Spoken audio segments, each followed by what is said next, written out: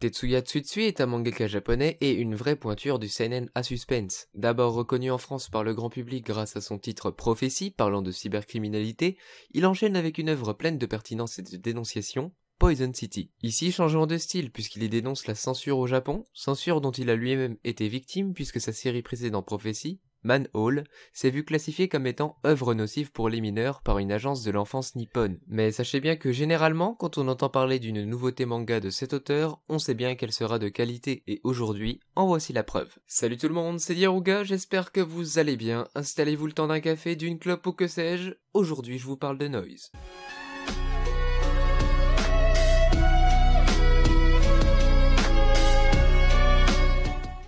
Bon, alors tout d'abord, de quoi ça parle? Dans un village que la dépopulation condamne à disparaître, une lueur d'espoir naît.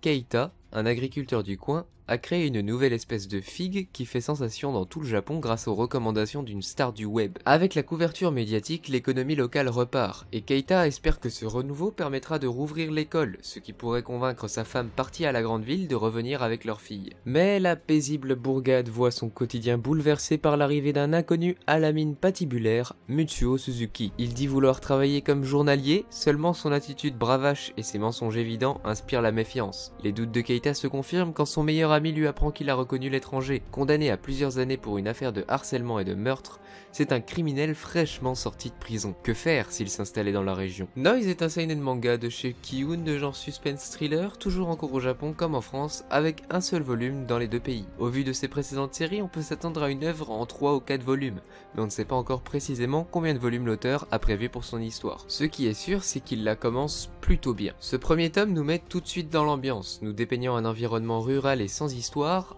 en tout cas au début, parce que oui, très vite l'histoire se lance dans un thriller policier au rythme effréné.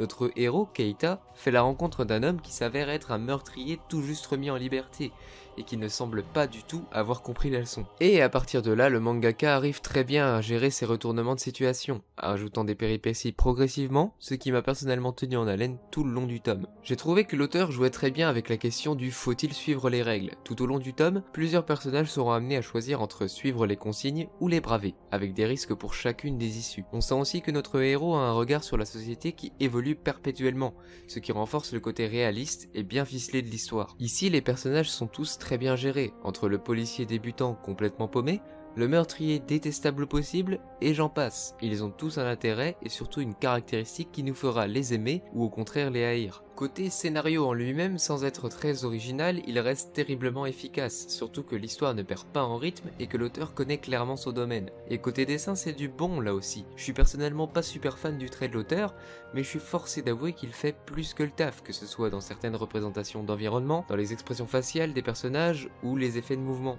Tout est bien géré. On sent à travers sa nouvelle œuvre que Tetsuya Tsutsui sait ce qu'il fait. Il sait manier l'intrigue d'une histoire pour que le lecteur soit happé du début à la fin.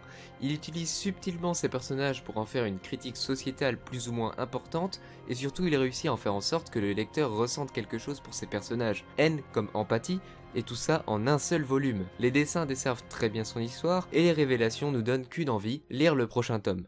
Vous l'aurez compris, Noise est clairement une réussite dans son genre. À condition bien sûr que vous soyez réceptif à ce genre d'histoire, ce manga est parfait pour ceux qui souhaiteraient se lancer dans un thriller manga court et palpitant, une histoire sans fantaisie qui vaut clairement le détour. Et c'est sur ces mots que je conclue cette vidéo, en espérant qu'elle vous ait plu et qu'elle vous a pourquoi pas donné envie de vous intéresser à Noise ou aux autres œuvres du mangaka. Si la vidéo vous a plu, n'oubliez pas le pouce bleu, si elle vous a pas plu, le pouce rouge, dites-moi ce que vous en avez pensé en commentaire et ce que vous pensez aussi du manga, si vous comptez l'acheter, si vous comptiez déjà l'acheter avant ma présentation, si vous l'avez déjà lu et que qu'est-ce que vous en avez pensé si vous l'avez déjà lu, enfin bref. Dites-moi tout ça dans les commentaires, ça me ferait plaisir d'en parler avec vous. Abonnez-vous si c'est pas déjà fait et moi je vous dis à bientôt pour une prochaine vidéo. C'était Diaruga, à la prochaine, ciao.